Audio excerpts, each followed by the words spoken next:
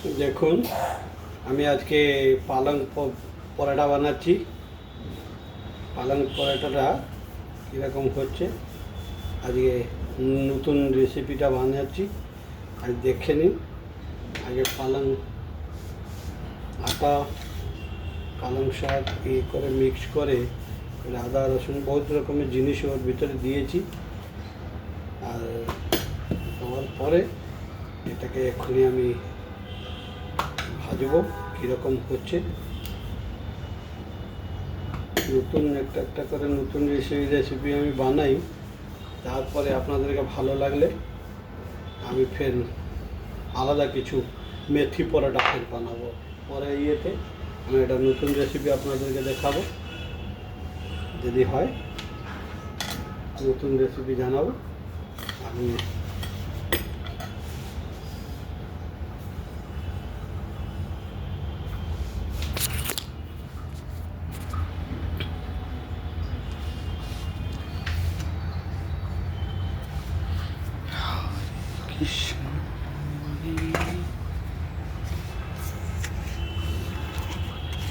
মানে একটু ইয়ে হয়ে গেলে আমি ওকে রেডি করব। তারপর তেল দিয়ে ভাজতে হবে।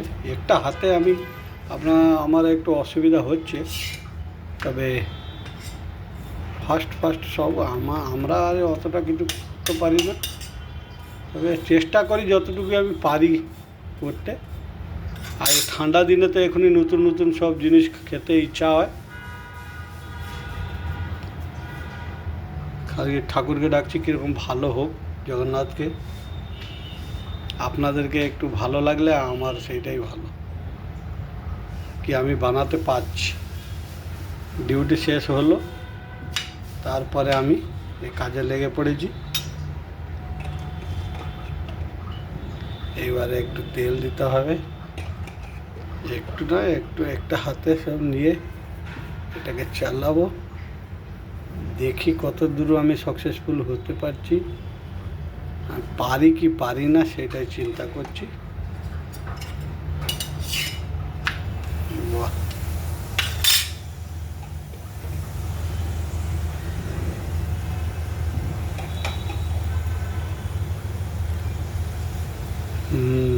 হয়ে গেল।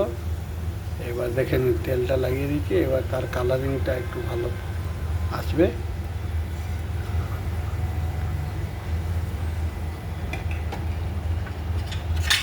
ভালো করে লাল লাল একটু ভাজে নিলে ভালো কখন লাগবে, খেলে তখন ভালো লাগে। ভালো হলো কি খারাপ হলো, আমি তো বলে যাচ্ছি ভালো হচ্ছে ভালো হচ্ছে,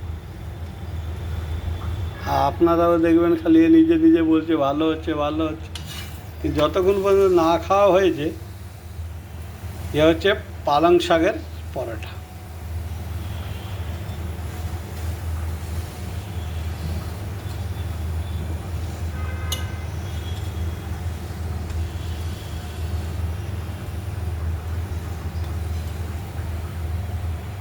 দেখে নিন ভালোভাবে, এইরকমই হয়।